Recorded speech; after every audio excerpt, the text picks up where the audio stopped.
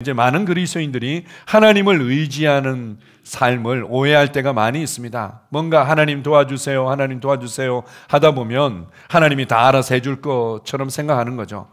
그래서 이것도 해결되고 저것도 해결돼야 되는데 왜 안 되죠 하면은 네가 더 간절히 의지하지 않아서 그래. 이렇게 해서 이제 더 간이 저리도록 의지하기 위해서 그냥 애를 쓰고 노력을 하죠. 그래도 뭔가 되는지 안 되는지 이렇게 이제 바라볼 때가 많이 있습니다. 하나님을 의지한다는 것은 이제 그런 의미가 아니죠. 하나님은 우리에게 말씀을 주시는 분입니다. 왜 말씀을 주시는가 하면 내가 내 삶을 다스리며 변화시키도록 하셨기 때문입니다. 우리가 이제 구원받고 난 이후에 우리의 정체성 중에 하나가 왕 같은 제사장으로 부르심 받았다. 우리가 왕의 생명을 받은 자들이죠. 왕의 DNA를 받은 자들이죠. 그 왕은 권세와 권위를 가지고 다스리는 삶을 살아가지 않습니까? 그것을 위해서 말씀을 주셨지 단지 더 간절히 기도하고 애쓰고 수고하도록 주신 것이 아닙니다. 자, 시편 107편 19절 20절 한번 읽어봅시다. 이에 그들이 그들의 고통 때문에 하나님께 부르짖음에 그가 그들의 고통에서 그들을 구원하시되 그가 그의 말씀을 보내어 그들을 고치시고 위험한 지경에서 건지시는도다. 이스라엘 백성들이 광야에서 아주 큰 위험한 지경 가운데 큰 고통을 겪게 되었습니다. 부르짖자 하나님 도와주세요, 하나님 도와주세요. 그래, 나는 너희들이 그렇게 나를 완전히 의지하기를 원했지, 내가 해결해 줄게, 이렇게 하신 것이 아니라 말씀을 보내셨다 이렇게 말합니다. 하나님의 말씀을 그들이 취할 때 여호와가 나의 라파가 되시는구나, 여호와가 나의 치유자가 되시는구나, 그분이 나의 치유를 위해서 모든 것을 주셨구나, 이 말씀을 그들이 붙잡을 때 말씀의 능력으로 말미암아 힘을 얻고 말씀의 능력으로 말미암아 새로워지고 말씀의 능력으로 말미암아 지혜와 통찰력을 얻어서 내가 내 삶을 변화시킬 수 있습니다. 주중에 이제 한 성도님이랑 양육반 이제 5가를 나눠가게 됐는데요. 이제 성령 인도에 대해서 함께 나누었습니다. 성령 인도에 대해서 제일 궁금해하는 거, 어떻게 인도받을 수 있어요? 그리고 이걸 어떻게 하나님으로부터 온 인도인지 분별할 수 있어요? 이제 이런 데 우리가 제일 관심이 많죠. 네, 제가 그분에게 말씀드렸습니다. 이제 그 뒷부분에 배우게 되겠지만 더 중요한 아주 기초적인 내용이 있는데 그게 무엇인가 하면 하나님께서 왜 성령님을 보내주시고 성령님을 통해서 우리를 인도하시냐는 겁니다. 우리가 성령 인도 받으면 모든 문제가 다 해결될 것처럼 생각하는데 성령으로 인도하신다는 의미는 동일합니다. 내가 내 삶을 변화시키고 다스리기를 원하시기 때문에 인도하는 거죠. 아니면 우리에게 말씀하시고 인도할 필요가 없는 거죠. 주님께서 우리에게 보여주시고 그리고 우리에게 통찰력을 주시고 우리를 인도하시는 것은 내가 내 삶을 변화시키고 다스리기 위해서 도우시는 거죠.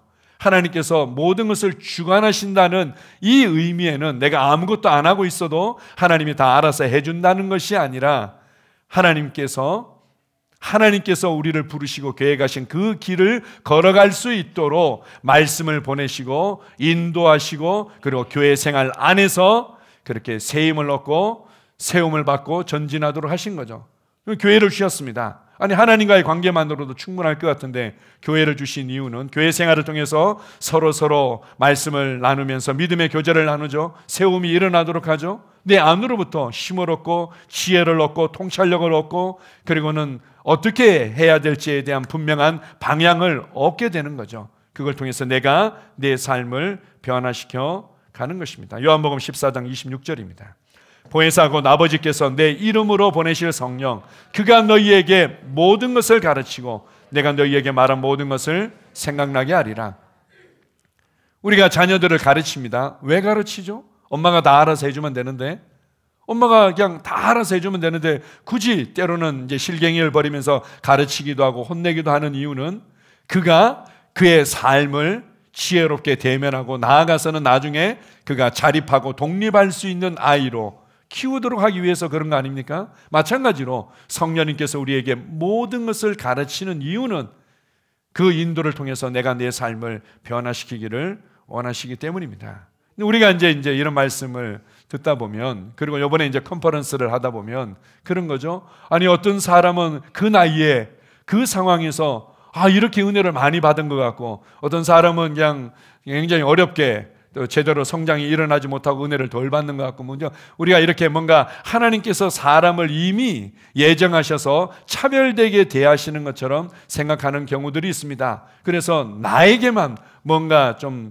다른 뭔가 이렇게 대하시는 것처럼 이렇게 여길 때가 있는데, 무엇보다도 주님께서는 그 어떤 사람도 차별하지 않으신다는 것에 대해서 분명할 필요가 있습니다. 우리 마태복음 13장 3절, 4절, 19절 같이 한번 읽어보겠습니다. 씨를 뿌리는 자가 뿌리러 나가서 뿌릴새 더러는 길가에 떨어지매 새들이 와서 먹어버렸고, 아무나 천국 말씀을 듣고 깨닫지 못할 때는 악한 자가 와서 그 마음에 뿌려진 것을 빼앗나니 이는 곧 길가에 뿌려진 자요. 하나님의 왕국의 비밀이 있습니다. 이 영적인 나라이고 영적인 세계에서 일어나는 일들이기 때문에 어떻게 하나님의 나라가 움직여지는지, 이 나라의 법이 무엇인지, 이 나라의 진정한 이 모든 상황들이 어떻게 되는지 잘 모르는 거죠. 그래서 하나님께서 예수님을 통해서 이 땅에서 일어나는 육신적인 일들을 가지고 비유로 설명해 준 겁니다. 제가 이제 부시맨 얘기를 가끔 할 때가 있는데요. 부시맨이랑 만나가지고 대화를 하는데, 너 어떻게 이 오지까지 오게 됐니? 비행기 타고 왔지? 이러면은, 비행기? 비행기가 뭐야? 그러니까, 비행기 그거 아주 큰 새인데 쇠로 만들어져 있어. 아무리 설명해도 얘기가 안 되는 거죠. 그런 경우들 어떻게 해요? 모형을 가지고 이렇게 이제 되어진 건데 이것이 굉장히 커. 이렇게 하면 그나마 이제 조금 더 쉽게 이해하지 않습니까? 그래서 이제 주님께서 우리에게 구약을 주신 거죠. 이 율법과 이제 이 모든 것들을 주신 것은 모형과 그림자로 주신 것이다, 이렇게 말하는데요. 마찬가지로 주님께서 비유로 하나님 나라의 일들을 설명해 주셨습니다. 그래서 이 하나님 나라의 일들을 알기 위해서 주신 비유를 푸는 열쇠를 동시에 던져주셨는데, 그것이 바로 씨 뿌리는 자의 비유라는 거죠. 이 씨 뿌리는 자의 비유를 알 때만이 나머지 비유들도 제대로 해석할 수 있고 하나님 왕국의 일들의 그 비밀들을 깨달아 알 수 있다, 이렇게 말씀하십니다. 어쨌든 여기 보게 되면 하나님께서 씨 뿌리는 자로서 말씀에 씨를 뿌리고 있다, 이렇게 말씀합니다. 하나님은 굉장히 지혜로우신 분이고 정확한 분이시기 때문에 씨를 어떻게 뿌려야 되겠습니까? 아주 정확한 지점에. 저희 이제 시골에서 농사를 질 때 보면, 저도 이제 밭일 도와줄 때가 있었는데요. 보통 이제 지팡이 같은 거 가지고 콕콕 찍어 가지고는 보통 이제 모종을 심죠. 고추 모종 같은 데 보면은 이게 콕 찍어 가지고는 심고, 콕 찍어 가지고 심고. 저희 이제 장모님께서 이 개천의 이 뚝에 검은 콩을 많이 심습니다. 그래서 검은 콩을 자주 드시고 그것 가지고 또 이제 또 팔아 가지고는 이제 도움이 되기도 하고 그러시는데요. 그런 것도 마찬가지로 콕 찍어 가지고 몇 알 심고, 콕 찍어 가지고 몇 알 심고, 이렇게 하죠.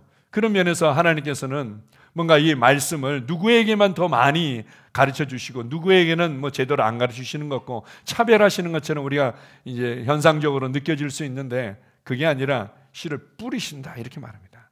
뿌리시는 겁니다.